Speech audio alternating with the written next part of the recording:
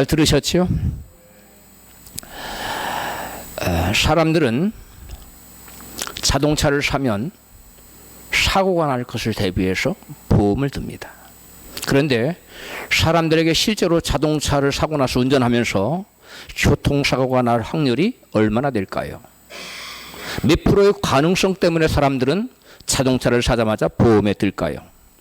한국교통안전공단에 따르면 일생에 한 번 이상 교통사고를 당할 확률은 32.5%라고 합니다. 35.2%의 가능성 때문에 사람들은 자동차 보험을 들어두는 것입니다. 사람들은 어디론가 여행을 떠나기 전에 반드시 그 계획을 세우면 그 여행을 준비합니다. 해외로 갈 거면 여권을 준비하고 또 비자를 받아놓고 또 거기에 가서 체류할 호텔도 예약해놓고 또 필요한 돈과 여러 가지 물품들을 준비해 두십니다. 단 하루라도 그 어느 곳에 여행을 가게 되면 준비하지 않게 되면 그에 따른 커다란 불편을 겪게 됩니다. 그래서 준비하는 것입니다. 그리고 직장 생활을 하다가 또 사업을 하다가 그 사람이 은퇴를 하게 되면 그 은퇴 이후에 노후를 준비하게 됩니다. 어떤 사람은 심지어 20대 후반부터 30대 초반부터 65세 이후에 70세 이후에 노후를 준비하는 사람들이 적지 않습니다. 철저히 미국 같은 나라 사람들은 노후의 준비를 아주 철저히 합니다. 그런데 그 노후의 삶이 짧게는 5년, 길게는 50년이 될 수도 있습니다.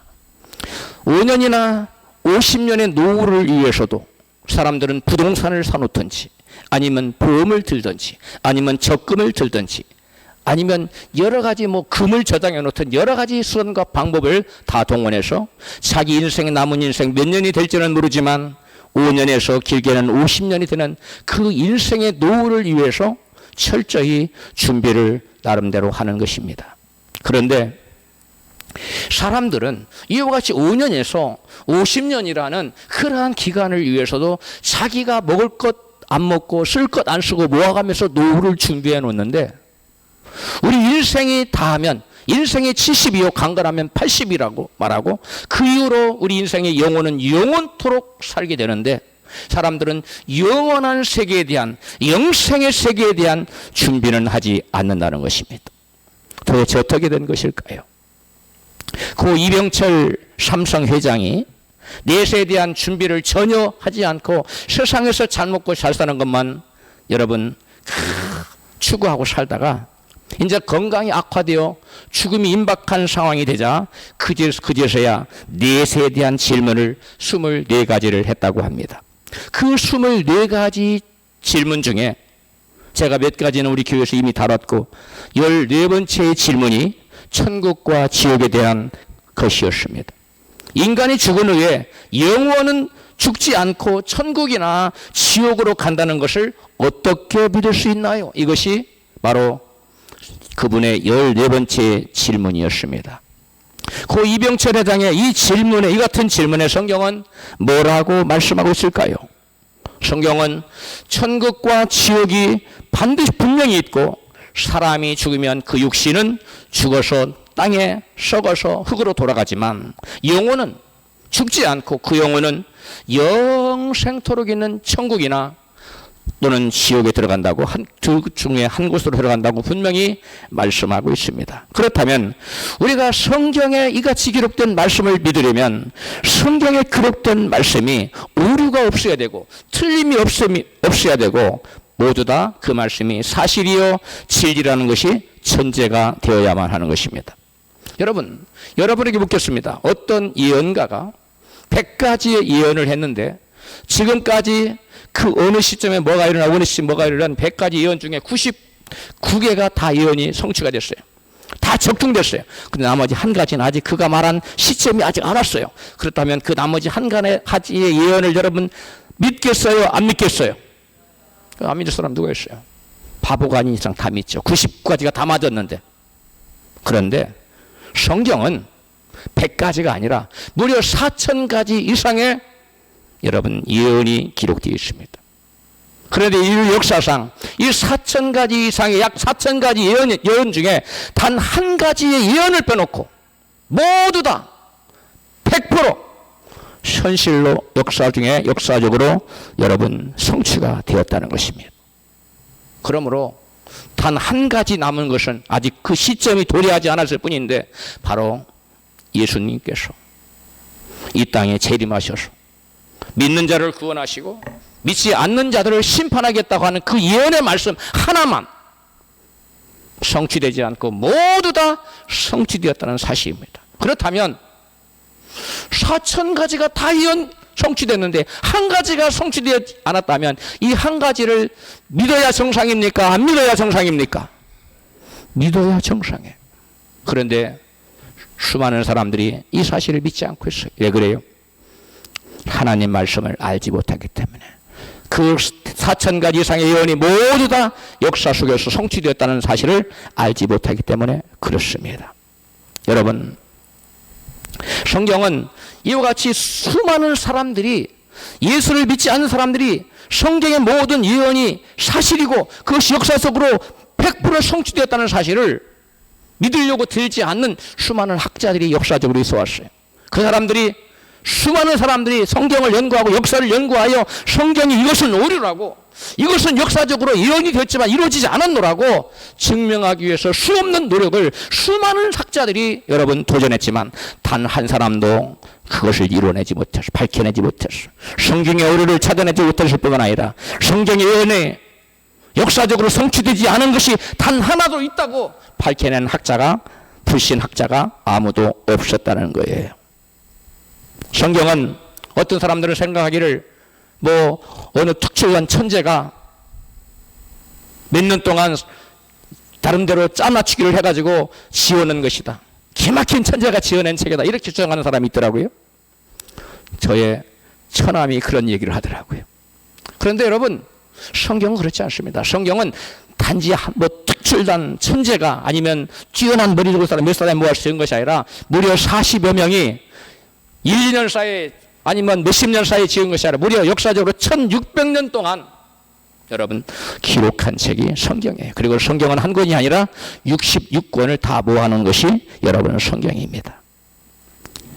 이 성경 기록자들은 학자요, 왕이요, 정치가요, 군인이요, 종교가요, 시인이요, 노래하는 자요, 양치는 목동이요, 여러 가지 직업군을 가진 사람들이었고 그들의 살아온 삶의 환경이 전혀 달랐어요.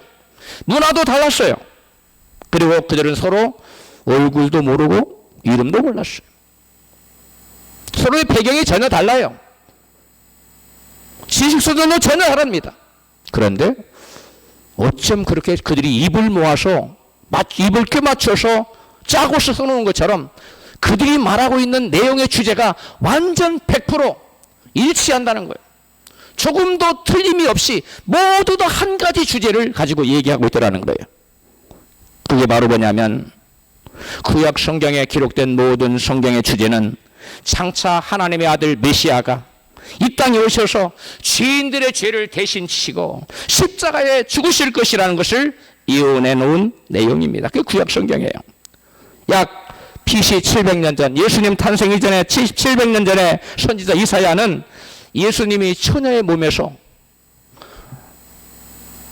남편이 없는 상태에서 아들을 낳을 것이고 또 그 아들이 나중에 십자가에 달 순환을 받고 돌아가실 것을 예언해 놓았어요. 이사야 7장 14절에 보라 처녀가 잉태하여 아들을 낳을 것이니 그 이름을 임마누엘 하리라 그랬어요.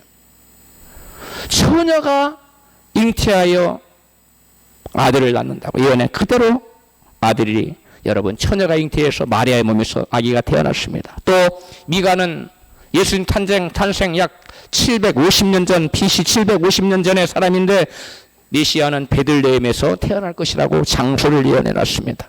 심지어 다니엘은 BC 600년 전에 예수님 태어나시기 전 600년 전에 메시아의 탄생 연도가 언제 어떤 해에 태어날 것인지 그리고 언제 어느 해에 죽을 것인지 죽임을 당할 것인지를 정확하게 예언해 놓았어요. 다니엘서 9장 25절입니다. 예루살렘을 증건하라는 영이 날 때부터 기름 부음을 받은 자, 이 메시아를 말합니다. 그리스도 예수를 말합니다. 곧 왕이 일어나기까지, 태어나기까지 7이레와 62이레가 지날 것이요. 26절 62이레 이 일의 후에 기름 부음 받은 자가, 즉 예수 그리스도가, 메시아가 끊어질 것이다. 즉 죽임을 당할 것입니다. 역사적으로 계산하면 정확한 연대에 예수님이 태어나셨고 정확한 그 연대에 예수님은 여러분 죽임을 당했습니다. 구약의 모든 예언 중에 핵심은 예수 그리스도의 탄생과 죽으심과 부활인데, 예언된 정확한 시점에, 예언된 정확한 성소에서 예언된 대로 태어나서 예언된 대로 죽임을 당하셨습니다. 그리고 예언된 대로 죽은 자 가운데서 사흘 만에 부활하심으로 구약의 예수 그리스도 메시아에 관하여 기록된 모든 예언을 그대로 100% 성취하셨습니다.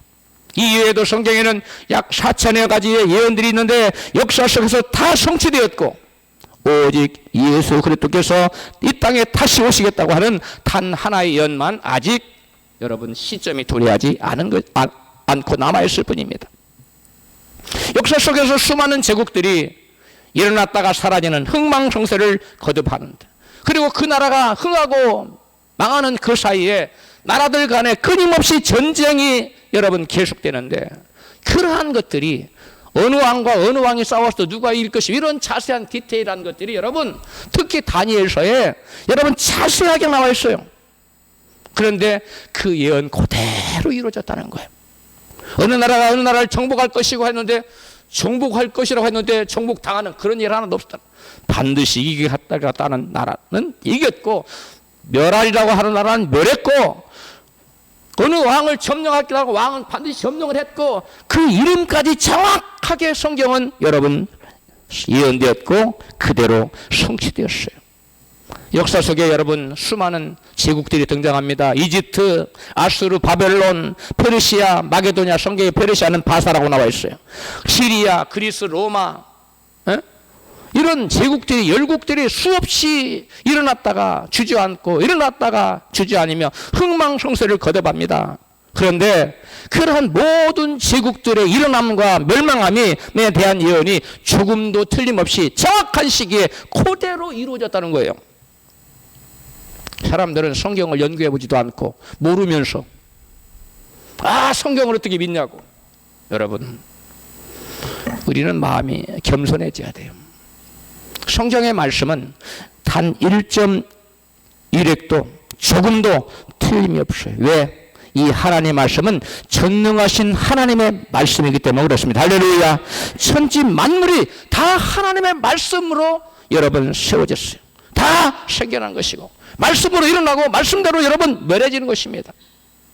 성경에 여러분 4천여 가지 예언의 역사적 성취뿐만 아니라 여러분 예수님의 제자들의 행적을 통해서도 성경 말씀은 1.1획도 틀림이 없는 절대 진리라는 것을 우리가 확인할 수가 있어요.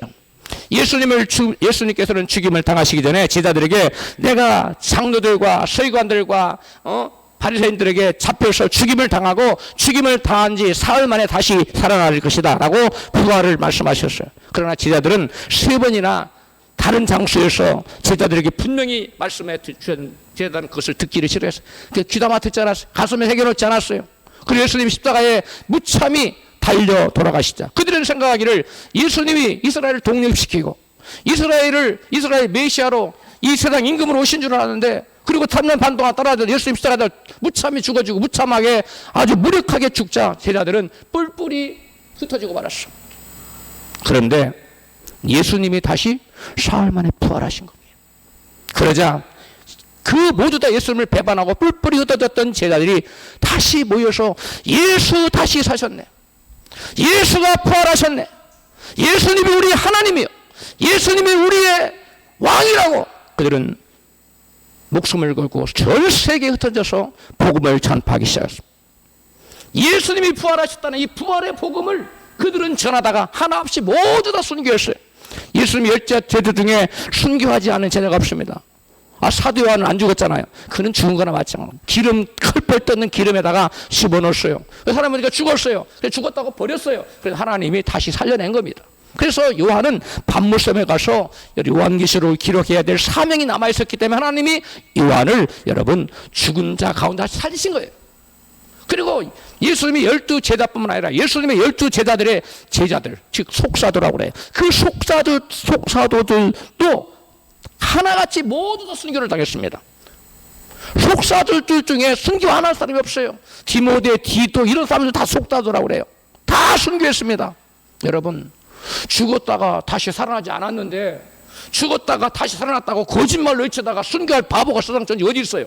그것도 한두 사람도 아니고 12제자에다가 12제자에게 배운 수십 명의 속사들까지도 다 하나같이 각 나라에 가서 예수님 부활하셨다고 증거하다가 예수님이 하나님이시다고, 예수님이 바로 메시아라고, 예수님이 바로 하나님 보내신 자라고, 하나님이 직접 오신 분이 예수님이시라고, 그가 우리의 죄를 지고 죽었다가 다시 살아나셨다고 여러분 수없이 전파하다가 심지어 전해진 바에 의하면 도마는 여러분 인도에 가서 복음을 전하다가 가죽이 다 껍질이 벗겨지면 죽음을 당했어. 여러분 이루 말할 수 없는 처참한 고통을 당하면서 여러분 예수 부활을 외치다가 제자들이 죽었다는, 예수는 죽었다고 모든 것이 끝났다고 뿔뿔이 흩어졌던 그 제자들, 그들이 과연 무엇 때문에 목숨을 걸고 각지에 나가서 예수 부활했다고 외쳤어요? 자기 눈으로 보았거든요. 여러분 죽었다가 살아난다는 것이 인간의 생각으로 가능한 일입니까? 이건 불가능한 일이에요. 불가능한 일이 예수님에게 나타났던 거예요. 그래 제자들은 목숨을 걸고 예수님이 다시 부활하셨다고 외친 것입니다. 이것을 보아 우리는 성경 말씀은 조금도 오류가 없고 유일무이한 절대 진리라는 사실을 우리가 믿을 수 있는 것입니다. 할렐루야. 성경은 말씀합니다. 예수 그리스도를 다시 살리심으로 우리에게 믿을 만한 확실한 증거를 우리에게 주셨다고. 예수님이 다시 살아나신 것은 성경 말씀이 절대 진리라는 사실을 우리에게 확실한 믿을 만한 증거로서 보여주신 거예요. 믿으시면 크게 아멘 하십시다. 여러분 그런 절대 진리를 담고 있는 성경에 예수님께서는 복음서에서만도 무려 13번씩이나 지옥의 참담함을 언급하고 계신다는 것입니다. 예수님은 본문 마태복음 본문이 아니라 마태복음 16장 26절에 같이 있습니다. 사람이 만일 온 천하를 얻고도 제 목숨을 잃으면 무엇이 유익하리요? 사람이 무엇을 주고 제 목숨을 바꾸겠느냐라고 말씀합니다. 목숨이란 여기서 말씀한 예수님 목숨이란 푸시키라는 단어예요 원래가. 근데 영혼을 뜻하는 단어예요. 그러니까 이 육신의 목숨을 말하는 게 아니에요. 내 영혼을 말하는 거예요. 내가 온 천하를 얻었어요. 근데 내 영혼이 지옥 가. 그러면 이 온 천하가 이 사람에게 나에게 이게 무슨 의미가 있냐는 말씀이에요. 이 온 천하와 내 영혼을 여러분 팔아서 내가 지옥 간다면, 내 영혼을 팔아서 온 세상을 얻었어요. 근데 내 영혼이 지옥 간다면 바꾸겠냐는 거예요. 온 세상과 내 영혼과. 그럴 바보가 어디가 있어요? 내 영혼이 지옥 가는데. 여기서 예수님은 여러분 지옥이 있다는 걸 말씀하고 있는 거예요. 성경은 말씀합니다. 사람이 한 번 죽는 것은 사람에게 정하신 것이요 그 위에는 뭐가 있으리라? 심판이 있으리라. 사람이 죽은 다음에는 천국을 갈 것이냐 이 사람이, 아니면 지옥을 갈 것이냐를 가르는 여러분 분명한 심판이 있다고 성경은 말씀하고 있다는 것입니다. 따라서 우리는 신앙의 본질에서 벗어나서는 안 됩니다. 신앙의 궁극적인 목적이 무엇입니까? 죄 때문에 지옥 갈 영혼을 구원하여 천국 가게 하는 것이 여러분 믿음입니다. 믿음 생활하는 것입니다. 그래서 성경 베드로전서 1장 9절은 같이 읽습니다. 믿음의 결국 곧 영혼의 구원을 받음이라. 다시 믿음의 결국 곧 영혼의 구원을 받음이라. 다시금 믿음의 결국 곧 영혼의 구원을 받음이라. 아멘. 여러분 무슨 말이에요? 믿음의 궁극적인 목적은 다른 것이 아니에요. 내 영혼이 구원받아 지옥 가야 될 영혼이 지옥에서 건진받고 구원받아서 여러분 지옥 안 가고 천국 가는 데 있는 것이 우리의 믿음 생활의 궁극적인 목표라는 거예요. 할렐루야. 그러므로 여러분 믿음 생활 잘 하시다가 모두 한 사람도 여려 없이 다 천국 가시기를 주의 이름으로 축복합니다. 본문에서 예수님께서는 부자와 나사로 이야기를 통해 지옥의 참상을 증거합니다. 학자들은 이 부자와 나사로 얘기는 예수님이 비유적으로 만들어낸 얘기가 아니라 실제로 있었던 얘기라고 학자들은 다 얘기합니다. 나사로라는 실제 인물을 예수님 알고 계셨고 또 지옥에 간 그 부자를 예수님 알고 계셨다는 거예요. 그래서 그 실제 상황을 여러분 말씀하고 계신다는 거예요. 누가복음 본문 16장 24절입니다. 시작. 내가 이 불꽃 가운데서 고민하나이다. 이 개역성경이에요. 몹시 고통을 당하고 있습니다. 세 번역. 여러분 부자로 호화롭게 사치스럽게 즐겁게 인생을 살았어요. 그런데 그 영혼이 죽었더니 불꽃 가운데서 심히 고통당하고 있다는 거예요. 예수님이 증거하신 겁니다. 여러분 단지 부자로 살았다고 해서 지옥에 가는 것이 아닙니다. 예수를 믿지 않았고 예수로 말미암아 죄를 용서받지 못했기 때문에 죄의 문제를 해결받지 못했기 때문에 죄의 싹수는 사망이기 때문에 지옥이기 때문에 여러분 지옥에 떨어진 것입니다. 본문을 자세히 보면 이 부자가 예수를 안 믿었다는 말은 없지만 이 부자가 예수를 믿지 않았다는 사실을 우리는 알 수 있어요. 본문 누가복음 16장 19절입니다. 시작. 한 부자가 있어 사석옷과 고운 베옷을 입고 날마다 호화로이 연락하는데 나사로라 이름한 한 거지가 헌대를 핥으며 그 부자의 대문에 누워 부자의 상에서 떨어지는 것으로 배불리려 하며 심지어 개들이 와서 그 헌대를 핥더라. 부자는 날마다 호화롭게 즐기며 잔치를 하면서 베풀며 살면서도 자기 집 대문에 누워서 병들고 또 가난한 거지를 전혀 돌아보지 않았다는 것입니다. 그냥 자기만 잘 맞고 잘 살면 그만이었던 인생이었어요. 이러한 모습이 바로 예수 믿지 않는 사람의 전형적인 모습이에요. 예수를 믿는다 하면서도 가짜로 신앙생활하는 사람들의 전형적인 모습이에요. 예수님은 왼편에 있는 자들에게 양과 염소를 가르는 비유에서 왼편에 있는 염소들에게 마태복음 25장 41절에 같이 말씀합니다. 시작. 저주를 받은 자들아 나를 떠나 마귀와 그 사다리를 위하여 예비된 영영한 불에 들어가라. 그렇게 말씀하시면서 왜 너희들은 거기에 들어가야 되느냐 이유를 말합니다. 42절에 시작. 내가 줄일 때에 너희가 먹을 것을 주지 아니하였고 벗었을 때에 옷 입히지 아니하였고 병들었을 때에 돌아보지 아니하였기 때문이라고 말씀해요. 그러자 그들은 말합니다. 주여 우리가 언제 주의 줄이신 것이나 주의 헐벗은 것이나 오늘 갇혀서 우리가 돌아보지 아니하더이까 우리가 다 돌아봤지 않습니까? 무슨 말이에요? 자기도 하나님 잘 섬겼다는 거예요. 교회 열심히 나오고 회당에 나가서 열심히 예배드리고 제사드리고 다 했다는 겁니다. 예물도 드리고 기도도 하고 다 했다는 거예요. 근데 주님은 난 너희들한테 받은 적이 없다고 말합니다. 왜 그래요? 마태복음 25장 45절 그 이유를 말합니다. 지극히 작은 자 하나에게 하지 아니한 것이 곧 내게 하지 아니한 것이라. 우리 주님 말씀. 그들은 주님 잘 섬겼다고 그래요. 근데 주님은 너희들이 너희한테 받은 것이 없어. 우리가 주님 섬겼잖아요. 야 얘들아 너희들이 지극히 작다고 얕잡아보고 돌아보지 않은 무시하고 천대하고 멸시하던 그 자가 바로 나였어.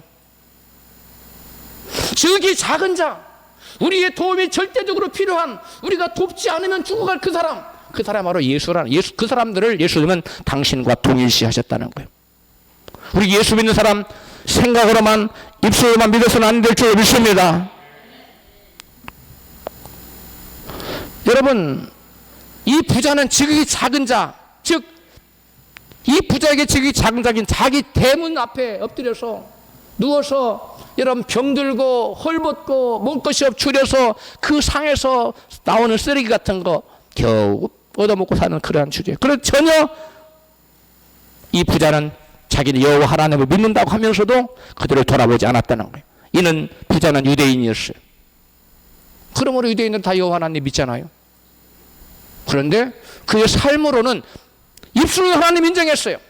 그러나 그의 삶으로 하나님 부인하는 삶을 살았어요. 그래서 그는 믿지 않는 자로 정죄를 받아 지옥에 간 것입니다. 그 부자는 여호와 하나님 믿고 섬긴다고 열심히 여호와 하나님께 예배도 드렸어요. 예물도 드렸습니다. 그러나 정작 지극히 작은 자 하나에게 냉담하였어요. 그리고 전혀 돌아보지 않고 손을 펴지 않았습니다. 성경은 요한일서 3장 10절에 이같이 말씀합니다. 같이 읽어요. 하나님의 자녀들과 마귀의 자녀들이 나타나나니 무릇 그 형제를 사랑치 아니하는 자는 하나님께 속하지 아니하니라. 아멘.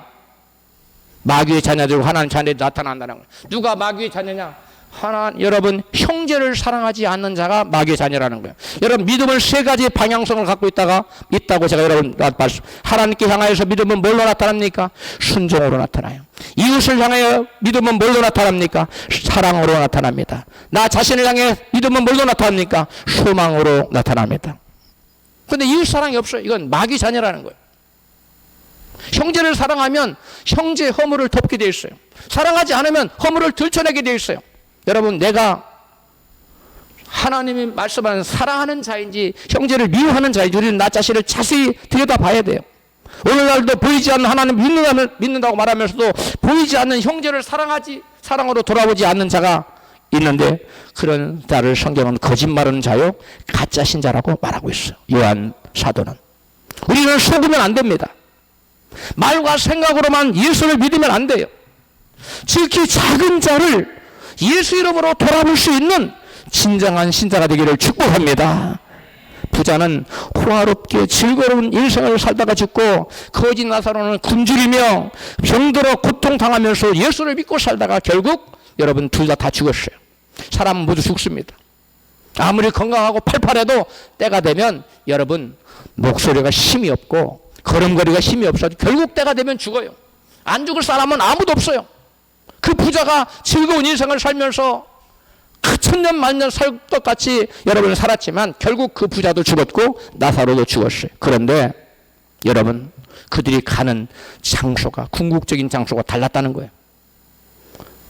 부자는 여러분 지옥으로 갔고, 나사로는 일상에서 험난한 인생, 고통당하는 인생을 살았지만 예수를 믿었기 때문에 그는 천국으로 갔는데, 성경에 보면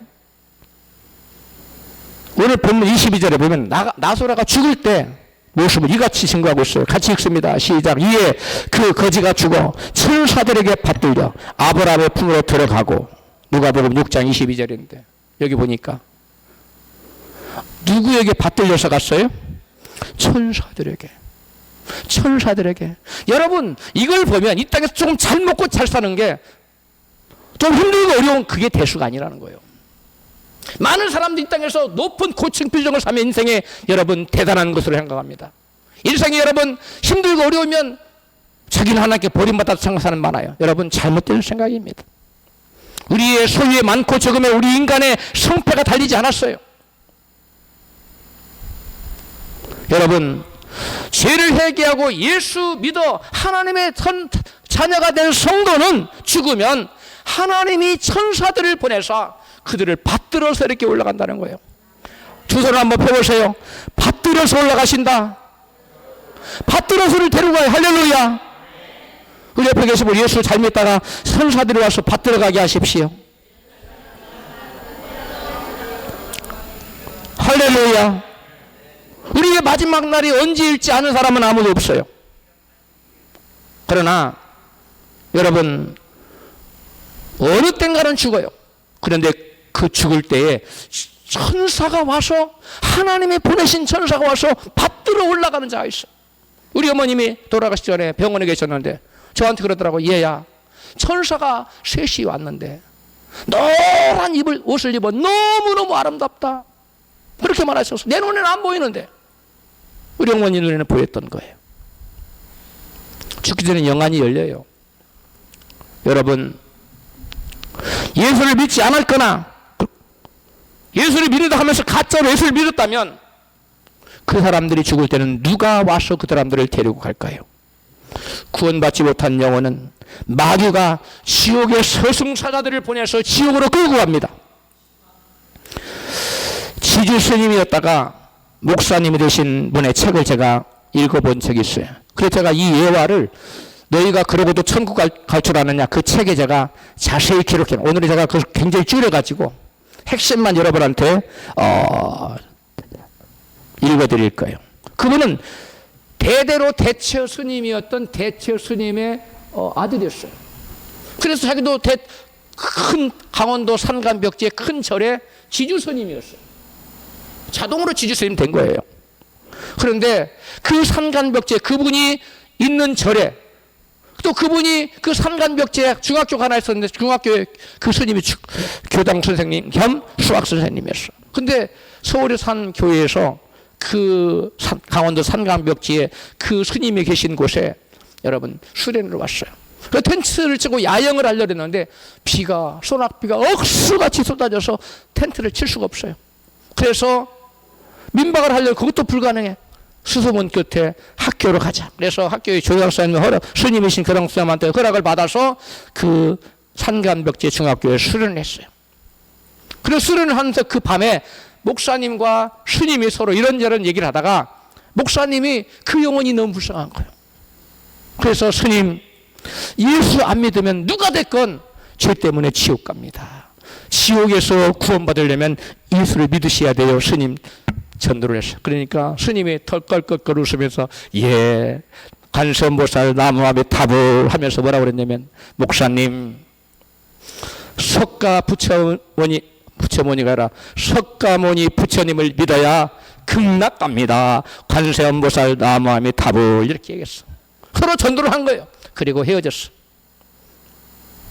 헤어지고 세월이 흘렀습니다. 어느 날 밤 이 스님이 자고 있는데 옆방에 주무시고 계시던 아버님 스님이 주무시고 계셨는데 어이쿠 하는 외마디 소리가 들려왔어요. 너무나 크게.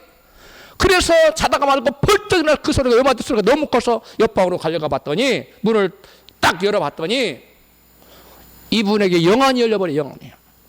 저승사자 3명이 새카만 도포를 입고 와서 한 사람은 육모방망이를 들었더라는 거예요. 도깨비 방망이 그 막 구중부둥한 무서운 방망이를 들고 왔고 한 사람은 쇠갈고리와 오랏줄을 가지고 왔고 한 사람은 여러분 길다란 막대기를 들고 왔더라는 거예요. 그러더니 그 막대기를 가진 그 육모방망이를 가진 그 친구가 그 자기 아버지 스님을 갖다가 여기저기를 구결게 때려 패는데 막 자기 아버지가 막 비틀거리면서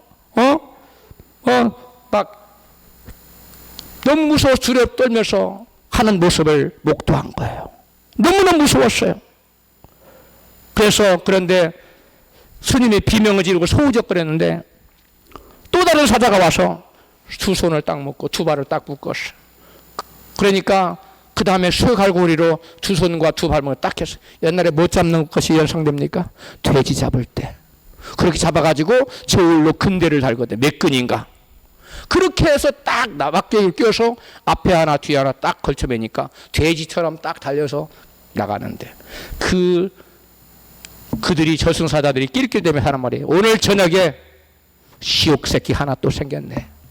이렇게 하면서 시들. 그래서 이 모습을 본 이 아들 스님, 주지 스님이 그 자리에서 그냥 실선해버렸어요. 너무너무 무섭고 공포스러워서 실선해버렸어요. 한참 후에 정신이 들어서 깨어서 아까 조금 전에 아버지가 끌려나갔는데 하고 문을 열어봤더니 아버지가 세상에 보기도 흉측하게 심하게 얼굴이 일그러진 얼굴로 아주 무서운 모습으로 죽어 있었어요. 그래서 이 스님은 그것을 목도하고 나서 자기 아버지가 평생 부처님을 섬겼으니까 부처님이 어디로 데려갈 줄 알았어요? 극락으로 갈 줄 알았는데 극락은 구사하고 저승사자가 와서 무참하게 두들겨 패서 지옥으로 끌고 가는 모습을 보고 평생에 믿었던 부처에 대한 신앙이 일순간에 와르르 무너졌어. 그리고 이 아들 주지스님 마음속에 뭐가 생겨? 공황장애가 생겼어. 이야, 정신 공황 상태가 온 거예요. 정신적 공황 상태가 와서 이거 마음을 가눌 수가 없는 거예요. 내가 평생 헛된 것을 믿고 살았구나. 그렇게 번민하며 고민하고 이제 어떻게 해야 되나. 더 이상 부처를 믿을 수도 없고 그렇다니 평생 배운 것이 도둑질이라고 이것밖에 안 했는데 해먹을 것도 없고 고민하고 있는데 어떻게 하면 좋을까 고민하고 있던데 갑자기 떠오른 것이 스님, 사람은 모두 다 죄인이라 죄를 지은 영혼은 다 어디 가요? 지옥 가요. 스님, 그 누구라도 예수 믿지 않으면 지옥 갑니다. 예수 믿고 구원받아 천국 가서 그 말씀이 떠오르는 거예요. 계속 들리는 거예요. 그래서 자기에게 건네준 명함 한 장을 들고 찾아서 수소문에서 서울에 있는 그 교회에 찾아갔어. 그래서 사실을 여차저차 이런 걸 봤다. 하나님이 제가 그동안 목사님을 위해서 스님을 위해서 기도해 왔습니다. 그 목사님의 기도를 들으시고 하나님께서 그 스님에게 그 스님 아버지 스님이 돌아가실 때 죽을 때 영안을 열어서 어떻게 가는가를 보게 하신 거예요. 그것을 보고 이 스님이 자신의 옛날에 우상을 숭배했던 모든 죄를 목사님 앞에서 회개합니다. 그리고 목사님한테 전도를 받고 예수님 영접해요. 그리고 그 교회에 머물면서 신학을 다녀서 그 다음에 주의종이 돼요. 그리고 주의종이 된 다음 이분의 사역이 뭐냐, 전국에 있는 사찰을 쫓아다니면서 스님들한테 예수 안 믿으면 지옥 간다, 나의 아버님이 이와 같이 지옥에 갔다 라는 것을 증거해서 여러분 수백 명을 여러분 예수 믿게 만든 그러한 역사가 나타났어요. 할렐루야. 지옥은 과연 어떤 곳이길래 예수님은 지옥만큼은 절대 가서는 안 된다고 말씀할까요? 마가복음 9장 47절입니다. 시작. 만일 네 오른눈이 너를 범죄케 하거든 빼어버리라. 한 눈으로 하나님의 나라에 들어가는 것이 두 눈을 가지고 지옥에 던지우는 것보다 나으니라. 거기는 두더기도 죽지 않고 불도 꺼지지 아니하느니라. 사람마다 불로서 소금치듯 함을 받으리라. 아멘. 여러분 본문에 날마다 호화로이 즐겁게 살다가 지옥에 던져진 부자가 나는 이 불 속에서 심히 고통을 당하고 있다고 여러분 말하고 있습니다. 그러한 무시무수한 고통이기 때문에 손이 범죄하거든 손을 찍어버리고, 발이 범죄케 하거든 너를 발을 찍어버리고, 눈이 너로 범죄하거든 눈을 빼어버리라고 주님 말씀하신 거예요. 지옥이 얼마나 무서운 것이면 예수님은 여러 곳에서 너희를 하여금 지옥에 가는 그 원인을 제거하는 것이면 그것을 완전히 없애버리라고 말씀하고 있는 겁니다. 1998년 11월 22일에 침대에서 갑자기 지옥의 가장 깊숙한 밑바닥으로 떨어진 23분 동안의 지옥의 고통을 직접 체험한 빌 와이즈의 관증입니다. 지옥에서의 23분이라는 책을 썼어요. 그 책에 이렇게 말하고 있습니다. 각 사람은 유황불이 비오듯 자신에게 떨어질 때 극도의 죽음의 고통과 두려움에 처절한 몸부림 속에서 철저하게 단절되고 소외되게 된다. 도살장으로 끌려간 짐승들이 함께 쳐넣어지는 것처럼 그들도 함께 지옥불 가운데 던져진다. 지옥의 불꽃들은 수천 년을 굶주린 듯한 탐욕으로 영혼들의 절규와 비명소리 아랑곳하지 않고 마구 집어삼키고 있었다. 나는 불꽃들 사이로 사람들의 윤곽을 볼 수 있었다. 정죄받은 영혼들의 절규와 비명소리에 귀청이 떨어질 것만 같았다. 그런데 그 소리들은 단 한순간도 수그러들지 않았다. 그분의 책 57페이지 58페이지 나열에 지옥은, 성경은 지옥을 구약성경에 구덩이, 웅덩이, 깊은 구렁, 그 다음에 무덤, 이렇게 여러분 소개하고 있어요. 표현하고 있어요. 이 시편 30편 3절에 여호와여 주께서 내 영혼을 음부에서 끌어내어 나를 살리사 구덩으로 내려가지 않게 하셨나이다. 구덩. 그 다음에 시편 40편 2절 주께서 나를 절망의 구덩이에서 던져주시고, 그 다음에 시편 143편 7절에 내가 무덤에 내려가는 자 같을까 두려. 전부 다 영어는 피트라고 되어 있어요. 구덩이, 웅덩이를 지옥을 말하는 거예요. 그 구약 성경에 여러분 이 웅덩이, 구덩이, 무덤 이런 표현이 여러분 수십 군데가 나와 있어요. 내가 시간상 세 구절만 소개한 거고, 구약 성경 이와 같이 무서운 불구덩이, 그 구덩이에 뭐가 막 내려진다고요? 불과 유황이 막 쏟아진다. 견딜 수 없는 고통의 곳에 여러분 간다는 거예요. 빌 와이즈는 지옥의 구덩이 감옥을 이렇게 증거합니다. 어떻게 생겼는가 들어보세요. 지옥의 불구덩이 바로 오른편으로 눈에 보이는 것만 해도 수천 개의 작은 구덩이들이 있었다. 작은 구덩이들의 지름이 약 1m에서 1.5m 아주 정도. 그 다음에 높이가 1.2m에서 1.5m 정도 넘지 않았는데 각 구덩이에 믿지 않고 정죄받은 영혼들이 한 사람씩 들어가 있었다. 여기 여러분 무서운 불이 거기 휩싸이는 거예요. 72쪽에 나와 있어요. 예수님께서는 나사로와 부자의 얘기를 통해 지옥이 얼마나 갈증이 심한 곳인지 이같이 증거합니다. 누가복음 본문 16장 24절입니다. 시작. 불로 가로되 아버지 아브라함이여 나를 긍휼히 여기사 나사로를 보내어 그 손가락 끝에 물을 찍어서 내 혀를 서늘하게 하소서. 손에다가 물 한 방울 찍어. 이거 한 방울이 너무너무 여러분 갈급한 그게 지옥이에요. 23분간의 지옥에 가서 지옥을 체험하고 들어온 빌 와이즈도 지옥이 얼마나 갈증이 심한 곳인지를 이같이 증거하고 있어요. 가장 고통스러운 것 중에 하나는 도저히 참을 수 없고 미쳐버릴 것 같은 타는 듯한 목마름과 건조함이었다. 타는 듯한 목마름 때문에 나의 입술은 완전히 말라붙어 말라붙어 버렸다. 마치 수십 일간 사막을 달려온 것 같은 느낌이었다. 나는 처절하게 단 한 방울의 물을 가여가고 있었다. 누가복음 6장 16장 23절에 고통받고 있는 고통 중에 있는 부자처럼 물 한 방울이 나에게는 생명과 같았다. 이분의 책에 47쪽에 나와 있어요. 지옥을 수십 차례 다녀왔다고 하는 메리 백스터 여사는 입술로는 주님을 사랑한다고 말하지만 행위로는 부인하는 자들이 지옥에 떨어져 고통당하는 모습을 이같이 간증합니다. 우리가 한 구덩이에 멈추어서, 여기서 또 구덩이가 나오죠. 거기에는 한 여자가 있었는데 그녀는 그 불길에서 나가게 해달라고 주님께 울부짖고 있었다. 예수님 말씀했습니다. 너는 많은 사람들을 넘어지게 하였었지. 그들이 너에게 상처를 주었다고 해서 너는 그들을 용서하지 않았다. 믿는 자들 앞에서 사랑하는 척했지만 그들이 없는 곳에선 거짓말하고 속이고 비방하였느니라. 너는 미혹의 영에 빠져서 이중인격의 삶을 살지 않았느냐. 너는 이중적인 혀를 가지고 있었느니라. 예수 안에서 형제라 자매라고 불렀지만 그들이 안 보이는 곳에서 그들을 심하게 판단하고 그들보다 내 자신이 낫다고 하지 아니하였더냐. 내 속에 죄로 가득 차 있으면서도 말이다. 입술로만 나를 사랑한다고 하였으나 너의 마음은 내게서 너무 멀리 있었단다.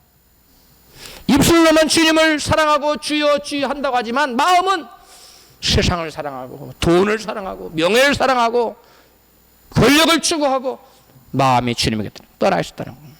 여러분, 여러분의 마음은 주님께로 가 있습니까? 세상으로 가 있습니까? 전자입니까? 후자입니까? 전자인 분만 크게 한번 아멘 해보세요. 아무도 아멘을 안 했어요. 여러분, 여러분과 저의 마음이 온전히 주님께로 가 있어야 됩니다. 할렐루야. 여러분 마음이 나뉘어 있거나 여러분 마음이 세상으로 가 있는 사람, 이건 100% 지옥입니다. 그게 제 말이 아니에요. 성경이 그렇게 증거하고 있어요. 성경은 다음과 같은 불의한 일을 행하는 자는 하늘나라를 유업으로 받지 못할 것이라고 말씀하고 있습니다. 갈라디아서 5장 19절 같이 큰 소리 읽습니다. 시작. 육체의 일은 현저하니 곧 음행과 더러운 것과 호색과 우상숭배와 술수와 원수 맺는 것과 분쟁과 시기와 분노와 당짓는 것과 분열과 이단과 질투와 술 취함과 방함과 이런 일들을 하는 자들은 하나님의 나라를 유업으로 받지 못할 것이요. 여러분 중에 여러분 하나라도 걸리는 게 있으면 안 됩니다. 고린도전서 6장 9절 시작. 음행하는 사람이나 우상을 숭배하는 사람이나 간음하는 사람이나 남창 노릇을 하는 사람이나 동성연애를 하는 사람이나 도둑이나 탐욕을 부리는 사람이나 술꾼이나 남을 비방하는 사람이나 약탈하는 사람은 하나님의 나라를 상속하지 못할 것입니다. 우리말 성경에. 여러분, 이 중에 여러분 어떤 것 하나라도 걸려 있으면 안 돼요. 어떤 것 하나도 이 한 가지가 내게서 자주 반복된다. 회개해야 돼요. 회개하지 않으면 그 죄 때문에 지옥 갑니다.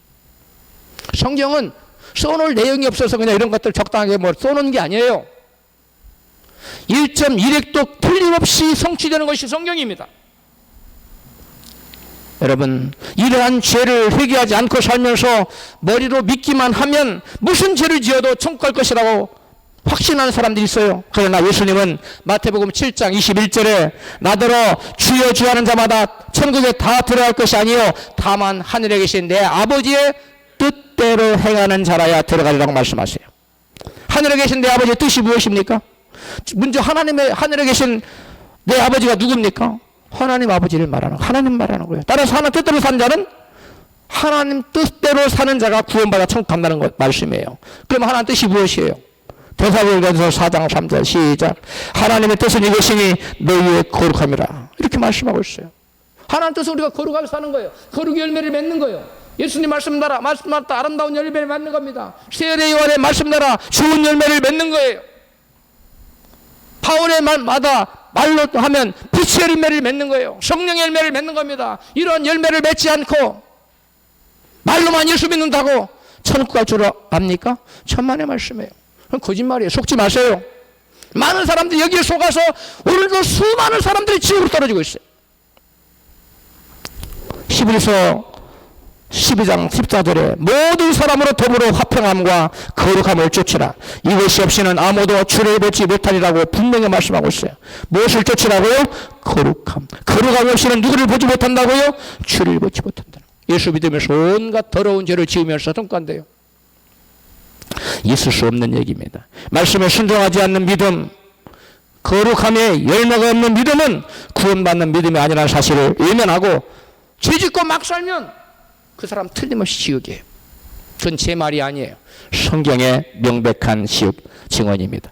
다음에 메리 백스터의 지옥의 간증은 회개를 내일로 미루면 안 된다는 점을 우리에게 상기시키고 있습니다. 절규하며 부르짖는 음성이 들려와서 그쪽을 바라보았다. 보통 사람의 눈과 같이 되어 있었으나 불에 된 자국이 남아있었다. 나는 너무 그 영혼이 불쌍해서 몸을 떨었다. 주님, 이제 바로 서겠습니다. 전에 당신을 알았고 주님은 저의 구세주이셨습니다. 그런데 지금은 왜 저의 구세주가 될 수 없으시지요? 라고 말할 때 한 움큼의 살점들이 떨어져 나갔다. 남은 것은 흙일 뿐이었다. 주님, 저는 언젠가 돌아올 생각이었습니다. 나는 그때 사탄에게 사로잡힌 줄 몰랐습니다. 나는 아직도 내게 시간이 남아있다고 생각했습니다. 여러분 잘 들어야 돼요. 너무나 많은 사람들이 마귀에게 천천히 믿어도 돼, 아직 기회가 있어, 그러다 교통사고가 나거나 갑자기 병을 들어 죽거나 내일 일을 누가 합니까? 보라, 지금이 은혜 받을 만한 때요. 보라, 지금이 구원의 날이라고 성경은 말씀하고 있어요. 할렐루야. 내일 회개하면 되지. 내일 내년부터 열심히 할 거야. 내가 이 사업 좀 읽어놓고선 열심히 할 거야. 근데 사업이 읽어지기도 전에 갔어요. 어디 갈까요? 지옥 간 겁니다. 너무 안타까워요. 오늘날 너무나 많은 사람들이 아직 시간이 많은 줄 알고, 기회가 있는 줄 알고 교회 나오기를 주저합니다. 또 교회 나오면서 적당히 신앙생활을 해요. 그렇게 신앙생활에 지옥 가는데, 여러분, 우리는 하나님 말씀에 나 자신을 정확하게 대입해 봐야 돼요. 할렐루야. 예수님이 이런 말씀하세요. 내가 너희를 심판한다고 생각하지 마라. 내가 너희에게 일러준 그 말, 이 성경 말씀이 너희를 심판할 것이라 그래요. 말씀이 너희를 정죄할 것이라 그럽니다. 말씀에 비춰보십시오. 할렐루야. 말씀에 나를 비춰봐야 돼요. 기회는 지금이에요. 다시 봅니다. 주님, 저는 언젠가 돌아올 생각이었어요. 나는 그때 사탄에게 사로잡힌 줄 몰랐습니다. 나는 아직도 내게 시간이 남아있다고 생각했습니다. 나중에 나는 예수님께 돌아가지 뭐, 그러면 그분께서 나를 용서하시고 받아주실 거야 라고 생각했습니다. 그러나 나는 너무 미루었습니다. 주님께서는 내게 말씀하시길, 많은 죄인들이 아직 시간이 있으니 하나님은 나중에 받아도 된다 생각하고 살아간다 라고 메리 백스터 여사에게 들려줬다는 거예요. 사랑하는 성도 여러분, 교회의 사명이 뭡니까? 교회의 주된 사명은 구제가 아닙니다. 영혼 구원이 있어요. 지금도 죄 때문에 지옥으로 떨어지는 그 영혼을 굴려내라고, 그래서 지옥의 구덩이에 떨어진 그 영혼을 천국으로 인도하라고 교회를 세우셨어요. 할렐루야. 구제하지 말라는 얘기가 아니에요. 구제는 해야 됩니다. 그러나 시급한 것은 그것이 아니라 뭐예요? 영혼 구원이에요. 여러분, 교회는 사람들에게 죄 지은 영혼은 지옥에 간다는 것을 알려서 저들로 회개케 하여 그 지옥 갈 영혼이 구원받아서 천국으로 인도해내는 그 사명이 바로 교회의 사명이에요. 교회의 존재의 목표. 할렐루야. 사람은 언제 죽을지 누가 압니까? 아무도 내일을 모릅니다. 그러므로 우리도 자신을 늘 돌아보아 어느 때라도 주님이 부르시면 천국 갈 준비를 해놓고 살아야 됩니다. 할렐루야. 여러분, 지금 죽으면 천국 갈 자신 있는 분 크게 아멘 해보세요. 할렐루야. 예, 아멘 하시면 너무 훌륭해요.